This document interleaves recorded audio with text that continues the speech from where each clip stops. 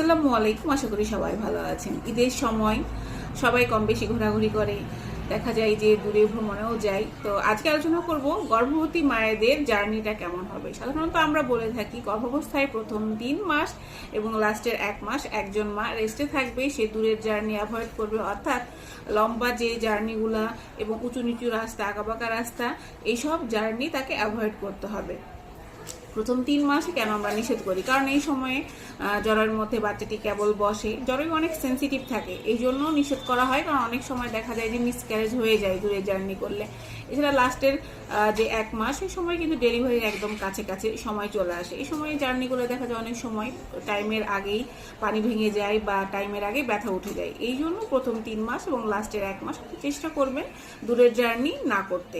মধ্যে যে সময়টা, এই সময় যদি আপনি জার্নি করেন আশা করা যায় কোনো অসুবিধা হবে না। ধন্যবাদ। ফলো দিয়ে পাশে থাকবেন এবং আমার জন্য দোয়া করবেন। আল্লাহ হাফিজ।